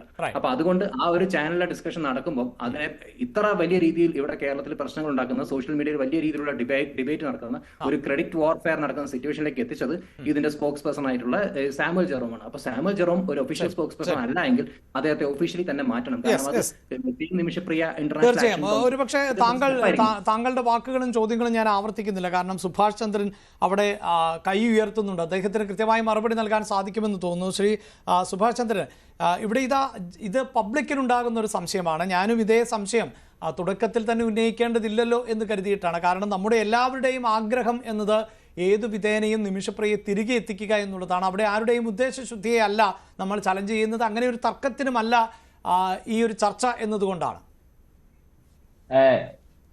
ഇത് ഒരു തെറ്റിദ്ധാരണയുടെ ഭാഗമായിട്ടാണ് മിഥുൻ ഉൾപ്പെടെയുള്ള കേരളത്തിലെ ഒരു വിഭാഗം ആളുകൾ, മിഥുന്റെ ചർച്ച മുഴുവൻ നിമിഷപ്രിയ ആക്ഷൻ കൗൺസിലിന്റെ ഈ പറയുന്ന ഒഫീഷ്യൽ സ്പോക്ക് പേഴ്സൺ ആണ്, അല്ലെങ്കിൽ അതിന്റെ നേതാവാണ്, ആക്ഷൻ കൗൺസിൽ തന്നെ പിന്നെ കാന്തപുരത്തെ തള്ളി പറഞ്ഞിരിക്കുന്നു എന്നുള്ള രീതിയിലേക്കൊക്കെയാണ്. ആദ്യം തന്നെ മിഥുനോട് പറയാം, നിമിഷപ്രിയ ആക്ഷൻ കൗൺസിലിന്റെ ഭാഗമല്ല പിന്നെ ഈ പറയുന്ന സാമുവൽ ജെറോം എന്ന് പറയുന്ന വ്യക്തി. അദ്ദേഹം 2024 ഡിസംബറിൽ സ്വമേധയാ ഞങ്ങളുടെ ഗ്രൂപ്പ് വിട്ട് പുറത്തു പോയതാണ്. അദ്ദേഹത്തിന് നിമിഷപ്രിയ ആക്ഷൻ കൗൺസിൽ കൊടുത്ത $40,000 എന്തിനു ഉപയോഗിച്ചു, ആ ചർച്ചയുടെ വിശദാംശങ്ങൾ അറിയിക്കാൻ വേണ്ടി പറഞ്ഞ സമയത്ത് നമ്മൾ ഈ മാധ്യമങ്ങളിൽ കാണുന്നത് പോലെ തന്നെ ഞങ്ങളോട് പ്രതികരിച്ചുകൊണ്ട് നിങ്ങളോട് മറുപടി പറയാൻ എനിക്ക് സൗകര്യമില്ല, നിങ്ങൾ പണം അയച്ചു തന്നാൽ മതി എന്നുള്ള ധാർഷ്ട്യമുള്ള പിന്നെ മറുപടി പറഞ്ഞ സമയത്ത് അത് അങ്ങനെ കഴിയില്ല. അക്കൗണ്ടബിൾ ആയി ഞങ്ങൾ ക്രൗഡ് ഫണ്ടിലൂടെ ഉണ്ടാക്കിയ പണമാണ്, അത് കൃത്യമായി ഞങ്ങൾ റിപ്പോർട്ട് ചെയ്യണം എന്ന് പറയുന്ന സമയത്ത്, എന്ത് ചർച്ചകളാണ് നടക്കുന്നത് എന്ന് പറഞ്ഞ സമയത്ത് അതിൽ സൗകര്യമില്ല എന്ന് പറഞ്ഞ് സ്വമേധയാ നിമിഷപ്രിയ ആക്ഷൻ കൗൺസിലിന്റെ ഗ്രൂപ്പിൽ നിന്ന്, ഇത് കോർഡിനേറ്റ് ചെയ്യുന്നതിന് വേണ്ടിയുള്ള ഗ്രൂപ്പിൽ നിന്ന് ഔദ്യോഗികമായി ഇറങ്ങിപ്പോയ ആളാണ്. 2024 ഡിസംബർ തൊട്ട് സാമുവൽ ജെറോമുമായി ഞങ്ങൾക്ക് യാതൊരു ബന്ധവുമില്ല. ഇതുമായി ബന്ധപ്പെട്ടുകൊണ്ട് ശ്രീ കാന്തപുരത്തെ അപമാനിക്കുന്ന, ഈ ചർച്ചകൾക്ക് നിരന്ന കാന്തപുരത്തെ അപമാനിക്കുന്ന തരത്തിൽ സാമുവൽ ജെറോമിനോടൊപ്പം മറ്റു പ്രസ്താവനകൾ നടത്തുന്ന ദീപ ജോസഫ് എന്ന് പറയുന്ന, അതോടൊപ്പം തന്നെ ബാബു ജോൺ എന്ന് പറയുന്ന ആളുകളെല്ലാം ഞങ്ങൾ ഇന്നലെ ഈ പറയുന്ന നിമിഷപ്രിയ ആക്ഷൻ കൗൺസിലിന്റെ ഭാഗത്ത് നിന്ന് മാറ്റി നിർത്തിയിട്ടുണ്ട്. അവരും ഇപ്പോൾ ഇതിന്റെ ഭാഗമല്ല എന്നുള്ള കാര്യം കേരളീയ സമൂഹത്തെ ഞങ്ങൾ ഈ ചാനലിലൂടെ അറിയിക്കുകയാണ്. ഇതുമായി ബന്ധപ്പെട്ടുകൊണ്ട് ഇതിന്റെ ഈ ക്രെഡിറ്റ് കാർഡിന്റെ ഒരു ബാക്ക്ഗ്രൗണ്ട് കൂടി ഞാനൊന്ന് പറഞ്ഞു തരാം. ഇത് ആരംഭിക്കുന്നത്, ഈ സാമുവൽ ജെറോം അവകാശപ്പെടുന്നത് 2017 തൊട്ട് അദ്ദേഹം ഈ നിമിഷപ്രിയ കേസുമായി മുന്നോട്ട് പോകുന്നു. ഞങ്ങളെ സംബന്ധിച്ചിട്ടുണ്ടായിരുന്ന ഏക ആക്സസ് എന്ന് പറയുന്നത് സാമുവൽ ജെറോം മാത്രമായിരുന്നു. അവിടെ ഔദ്യോഗികമായി യമനിൽ തുടരുന്ന ഏക ഇന്ത്യക്കാരൻ എന്നുള്ള, അല്ലെങ്കിൽ സർക്കാരിന്റെ അംഗീകാരത്തോടു കൂടി അവിടെ തുടരുന്ന ഏക ഇന്ത്യക്കാരൻ സാമുവൽ ജെറോം ആണ് എന്നുള്ളത് കൊണ്ട് ഞങ്ങൾക്ക് മറ്റ് ആക്സസ് ഒന്നും ഉണ്ടായിരുന്നില്ല. ഈ സാമുവൽ ജെറോം ഞങ്ങളുടെ ഈ സമയത്ത് ഈ ചർച്ച നടത്തുന്നത് വരെ ഞങ്ങൾക്ക് ഈ നിമിഷപ്രിയയെ വധശിക്ഷയ്ക്ക് വിധിച്ച ട്രയൽ കോടതിയുടെ ഉത്തരവോ അതല്ലെങ്കിൽ അതിനുശേഷം പിന്നീട് അപ്പീൽ കോടതിയുടെയോ സുപ്രീം ജുഡീഷ്യൽ കൗൺസിലിന്റെയോ ഉത്തരവ് ഈ നിമിഷം വരെ ഞങ്ങൾക്ക് തന്നിട്ടില്ല. $4000 ഈ 3 ഉത്തരവുകളുടെ വിധിപ്പകർപ്പുകൾ ലഭ്യമാക്കുന്നതിന് വേണ്ടി, സർട്ടിഫൈഡ് കോപ്പി ലഭ്യമാക്കുന്നതിന് ആക്ഷൻ കോടതി കൊടുത്തതാണ്. 2 തവണയായി $20,000 $40,000 ചർച്ചകൾക്കായി സാമുവൽ ജെറോം വേണമെന്നാവശ്യപ്പെട്ടുകൊണ്ട് സാമുവൽ ജെറോമിനും അവിടുത്തെ അഭിഭാഷകനും ഇന്ത്യൻ എംബസി വഴി ഞങ്ങൾ അയച്ചു കൊടുത്തതാണ്. അതിന്റെ കണക്ക് ചോദിച്ചപ്പോഴാണ് സാമുവൽ ജെറോം ഞങ്ങളോട് മോശമായി പെരുമാറുകയും കമ്മിറ്റിയിൽ നിന്ന് ഇറങ്ങിപ്പോവുകയും ചെയ്തത്. അപ്പോൾ ഇത്തരത്തിൽ വളരെ മോശമായ രീതിയിലുള്ള പ്രവർത്തനങ്ങൾ നടക്കുന്ന സമയത്താണ് കഴിഞ്ഞ വർഷം ഈ ബഹുമാനപ്പെട്ട കാന്തപുരം ഉസ്താദിന്റെ മകൻ ഹക്കീം അസരി ഇവിടെ ഡൽഹിയിൽ വരുന്ന സമയത്ത് അദ്ദേഹത്തെ ഞാൻ നേരിൽ പോയി കാണുകയും ഈ സഹായത്തെ, ഈ ചർച്ചകൾക്കകത്തുള്ള സഹായം അഭ്യർത്ഥിക്കുകയും ചെയ്തു. ആ സമയത്ത് കാന്തപുരം ഉസ്താദിന് ചില ആരോഗ്യപരമായ പ്രശ്നങ്ങൾ ഉണ്ടായിരുന്നു. അതോടൊപ്പം തന്നെ നിമിഷപ്രിയയ്ക്ക് ഇത്തരം ഒരു നിർണായകമായ അവസരം എത്തിയിരുന്നില്ല. പിന്നീട് നിമിഷപ്രിയയുടെ വധശിക്ഷ തീരുമാനിക്കപ്പെടുന്ന സമയത്ത് ഞങ്ങൾ തന്നെ ഔദ്യോഗികമായി ആക്ഷൻ കൗൺസിലിന്റെ ഭാരവാഹികൾ തന്നെ കേരളത്തിലെ ആളുകൾ ശ്രീമതി കുഞ്ഞമ്മദ് പുരാശുണ്ടും അതോടൊപ്പം തന്നെ സജീവ് കുമാർ എന്നിവർ കാന്തപുരം ഉസ്താദിനെ നേരിട്ട് പോയി കാണുകയും അദ്ദേഹത്തോട് സഹായം അഭ്യർത്ഥിക്കുകയും ഇന്നലെയും അദ്ദേഹത്തിന്റെ മർക്കസിലെത്തി നിമിഷപ്രിയ ആക്ഷൻ കൗൺസിലിന്റെ ഭാരവാഹികൾ അദ്ദേഹത്തോട് ചെയ്ത പ്രവർത്തനങ്ങൾക്കുള്ള നന്ദി അറിയിക്കുകയും തുടർ പ്രവർത്തനങ്ങളെ സംബന്ധിച്ചുള്ള ചർച്ചകൾ നടത്തുകയും ചെയ്തിട്ടുണ്ട്. അപ്പൊ പൂർണ്ണമായും നിമിഷപ്രിയ ആക്ഷൻ കൗൺസിൽ ഇപ്പോൾ ബഹുമാനപ്പെട്ട കാന്തപുരം അബൂബക്കർ മുസ്ലിയാരും അദ്ദേഹത്തിന്റെ സംഘടനയും നടത്തുന്ന ഈ ചർച്ചകളുടെ കൂടെയാണ്. ഞങ്ങൾ പൂർണ്ണമായും ഈ ചർച്ചകളോടൊപ്പം നിന്നുകൊണ്ട് നിമിഷപ്രിയയെ മോചിപ്പിക്കുന്നതിനാവശ്യമായിട്ടുള്ള പ്രവർത്തനങ്ങളാണ് നടത്തിക്കൊണ്ടിരിക്കുന്നത് എന്നുള്ള കാര്യം കേരളീയ സമൂഹത്തോട് വളരെ വ്യക്തമായി പറയാൻ ആഗ്രഹിക്കുകയാണ്. മറ്റു തരത്തിലുള്ള തെറ്റിദ്ധാരണകളൊന്നും, അല്ലെങ്കിൽ ഇപ്പോൾ ഈ ക്രെഡിറ്റ് കാർഡ് വിവാദം ഉന്നയിച്ചുകൊണ്ട് വരുന്ന ആരും ഇപ്പോൾ നിമിഷപ്രിയ ആക്ഷൻ കൗൺസിലിന്റെ ഭാഗമല്ല. ഇക്കാര്യത്തിനകത്ത് നിമിഷപ്രിയ ആക്ഷൻ കൗൺസിലിനോ അതല്ലെങ്കിൽ മർക്കസിനോ ശ്രീ കാന്തപുരം അബൂബക്കർ മുസ്ലിയാർക്കോ ഏതെങ്കിലും തരത്തിലുള്ള ക്രെഡിറ്റ് വേണമെന്നുള്ള അവിടെ താങ്കൾ ഇത്രയും പറഞ്ഞത് കൊണ്ടാണ് ഈ കഴിഞ്ഞ ദിവസത്തെ വിഷയം കൂടി താങ്കൾ പറഞ്ഞു കഴിഞ്ഞു. അപ്പോൾ അങ്ങനെയെങ്കിൽ ശ്രീ സാമുവൽ ജെറോം ഈ ആക്ഷൻ കമ്മിറ്റി ഒരു പരിധിവരെയെങ്കിലും ചീറ്റ് ചെയ്തു എന്നാണോ ഇപ്പോൾ പ്രാഥമികമായി വിലയിരുത്തേണ്ടി വരുന്നത്? കാരണം ചെയ്ത പ്രവൃത്തികൾ എന്താ എന്ന് ചോദിച്ചാൽ അതിനൊരു ഉത്തരം നൽകേണ്ടത് ജെറോമിന്റെ ഉത്തരവാദിത്തമായിരുന്നല്ലോ. സ്വാഭാവികമായും ഞങ്ങൾക്ക് മറ്റൊരു മാർഗം തുറന്നു കിട്ടിയ സമയത്ത് ഞങ്ങൾ ആ മാർഗം ഉപയോഗിക്കുന്ന സമയത്താണ് ക്ഷുഭിതനായി തനിക്ക് ഈ പറയുന്ന തന്റെ കയ്യിൽ നിൽക്കുമായിരുന്ന ചർച്ചകൾ, അല്ലെങ്കിൽ അതിന് ചില താല്പര്യങ്ങളുണ്ട്. കാരണം ഇതുവരെ ഈ പറയുന്ന കാന്തപുരം ഉസ്താദുമായി ബന്ധപ്പെട്ടുകൊണ്ട് ചർച്ചകൾ നടക്കുന്നതിന് $1 പോലും അദ്ദേഹം ഞങ്ങളോട് ആവശ്യപ്പെട്ടില്ല, മർക്കസ് ആവശ്യപ്പെട്ടില്ല. അതിന്റെ ചെലവുകൾ മുഴുവൻ യമനിലുള്ള ഈ പറയുന്ന പണ്ഡിത വര്യന്മാരെ തന്നെയാണ് വഹിക്കുന്നത്. പക്ഷേ ഇവിടെ ചർച്ച നടക്കുന്നതിന് മുൻപേ തന്നെ $40,000 പ്രാഥമികമായ ചർച്ചകൾക്ക് വേണമെന്ന് പറയുകയും ആ $40,000 അയച്ചു കൊടുത്തതിന് ശേഷം എന്ത് ചർച്ച നടന്നു, ആരുമായി ചർച്ച നടന്നു എന്ന് ചോദിക്കുന്ന സമയത്ത് ഇപ്പൊ ഞങ്ങളോട് അന്ന് പറഞ്ഞിരുന്നത് അദ്ദേഹത്തിന്റെ പിതാവുമായി, തലാലിന്റെ പിതാവുമായി ചർച്ച നടക്കുന്നു, അവിടുത്തെ ഗോത്ര തലവന്മാരുമായി ചർച്ച നടക്കുന്നു, അദ്ദേഹത്തിന്റെ സഹോദരനുമായി ചർച്ച നടക്കുന്നു എന്നുള്ള കളവായ കാര്യങ്ങൾ പറഞ്ഞുകൊണ്ട് ഞങ്ങളെ തെറ്റിദ്ധരിപ്പിച്ചുകൊണ്ട് ഞങ്ങളുടെ ഈ പറയുന്ന ദൗർബല്യത്തെ, കാരണം ഞങ്ങൾക്ക് മറ്റാരുമില്ല അവിടെ ഇടപെടാൻ വേണ്ടി. നേരത്തെ പറഞ്ഞതുപോലെ ഇന്ത്യൻ എംബസി, ഞങ്ങൾ ഇതുമായി ബന്ധപ്പെട്ടുകൊണ്ട് ഡൽഹി ഹൈക്കോടതിയിൽ 3 റിട്ട് പെറ്റീഷൻ ഫയൽ ചെയ്തിട്ടുള്ളതാണ്. കേന്ദ്ര സർക്കാർ 3 റിട്ട് പെറ്റീഷനകത്തും ഇപ്പോൾ അവസാനം സുപ്രീം കോടതി നിൽക്കുന്ന, നാളെ സുപ്രീം കോടതി പരിഹരിക്കുന്ന റിട്ട് പെറ്റീഷനകത്തും ഞങ്ങളുടെ ആവശ്യം എന്ന് പറയുന്നത് കേന്ദ്ര സർക്കാർ ഈ ചർച്ചകൾക്ക് നേതൃത്വം നൽകണം എന്നുള്ളതാണ്. അപ്പോൾ എല്ലാ സമയത്തും നേരത്തെ നമ്മൾ തന്നെ കണ്ടിട്ടുള്ളതാണ്, കഴിഞ്ഞ തവണ പരിഗണിക്കുന്ന സമയത്ത് കേന്ദ്ര സർക്കാർ തങ്ങളുടെ നിസ്സഹായാവസ്ഥ പറഞ്ഞു. ഡൽഹി ഹൈക്കോടതിയിൽ വരുന്ന സമയത്തും അവരുടെ നിസ്സഹായാവസ്ഥ പറയുകയും എന്നിട്ടാണ് ഡൽഹി ഹൈക്കോടതി അമ്മയ്ക്ക് പോകാനുള്ള യാത്രാനുമതി തരുന്നത്. അമ്മയുടെ യാത്രാനുമതിയെ പോലും അന്ന് സർക്കാർ വളരെ ശക്തിയുക്ത എതിർത്തതാണ്. പക്ഷെ കോടതി പറഞ്ഞു നിങ്ങൾ ചെയ്യുന്നില്ലെങ്കിൽ പിന്നെ അമ്മ പോയി ചെയ്യട്ടെ എന്ന് പറഞ്ഞുകൊണ്ടാണ് ഡൽഹി ഹൈക്കോടതി അന്ന് ആ യാത്രാനുമതി തരുന്നത്. അപ്പോൾ അത്തരത്തിൽ ഞങ്ങൾ ഒരുപാട് നിയമ പോരാട്ടം നടത്തി, ഞങ്ങൾ സർക്കാരിനൊപ്പമാണ്, ഞങ്ങൾ ഇതിൽ ആര് വരുന്നോ ആര് വന്നാലും ഈ പ്രവർത്തനങ്ങൾ ഏറ്റെടുക്കാൻ വേണ്ടി വന്നാലും അവർക്കൊപ്പമാണ്. അങ്ങനെ ഒരു അവസരമാണ് ശ്രീ കാന്തപുരത്തിലൂടെ ഞങ്ങൾക്ക് തുറന്നു കിട്ടിയത്. ആ അവസരത്തിൽ ഞങ്ങൾ പൂർണ്ണമായും അദ്ദേഹത്തിന് പിന്തുണ അർപ്പിച്ചുകൊണ്ട് ഞങ്ങൾ മുന്നോട്ട് പോകുക തന്നെ ചെയ്യും. റൈറ്റ്. എന്തായാലും അതിൽ നിന്ന് വ്യക്തമാകുന്നത് ഇപ്പോഴാണ്, അതായത് ഈ ആക്ഷൻ കമ്മിറ്റിക്ക് അടക്കം ഇപ്പോഴാണ് ഈ കുടുംബവുമായി യഥാർത്ഥത്തിൽ നേരിട്ട് ബന്ധപ്പെടാൻ സാധിച്ചത് എന്നാണല്ലേ? തീർച്ചയായും. കാരണം നേരത്തെ ഈ അദ്ദേഹം പറഞ്ഞിരുന്ന ചർച്ചകൾ നടന്നിരുന്നു എന്ന് പറഞ്ഞിരുന്നെങ്കിൽ പോലും അതൊരിക്കലും കുടുംബമായുള്ള ചർച്ചകളായിരുന്നില്ല എന്നുള്ള കാര്യം ഇപ്പൊ ബോധ്യപ്പെട്ടിരിക്കുകയാണ്. ഇപ്പോഴാണ് ഈ പറയുന്ന അവിടുത്തെ പണ്ഡിതവര്യന്മാരിലൂടെ ഈ കുടുംബത്തിലേക്ക് എത്താൻ വേണ്ടി സാധിച്ചിരിക്കുന്നത്. ഇപ്പോൾ വളരെ സക്രിയമായ ചർച്ചകൾ നടക്കുന്നുണ്ട്, ആശാവഹമായ ചർച്ചകൾ നടക്കുന്നുണ്ട്. ആ ചർച്ചകൾ പൂർണ്ണതയിൽ എത്തിക്കാൻ സാധിക്കും എന്നുള്ള പ്രതീക്ഷ തന്നെയാണ് ഞങ്ങൾക്കുള്ളത്. അതിന് തുരങ്കം വെക്കുന്ന ഇത്തരത്തിലുള്ള നടപടികൾ ഉണ്ടാകരുത് എന്നുള്ള ഒരു അഭ്യർത്ഥന മാത്രമാണ് ആക്ഷൻ കമ്മിറ്റിക്ക് വേണ്ടി പറയാനുള്ളത്. തീർച്ചയായും ഒരു പരിധിവരെയെങ്കിലും പ്രേക്ഷകരുടെ സംശയം മാറിയിട്ടുണ്ടാകും എന്ന് തന്നെ കരുതാം. ഇതാണ് ആക്ഷൻ കമ്മിറ്റിയെ സംബന്ധിച്ചിടത്തോളം ഔദ്യോഗികമായി അവർക്ക് അറിയിക്കാനുള്ളത് എന്നതാണ്. വളരെ പെട്ടെന്ന് തിരികെ എത്താം ഇടവേളയ്ക്ക് ശേഷം.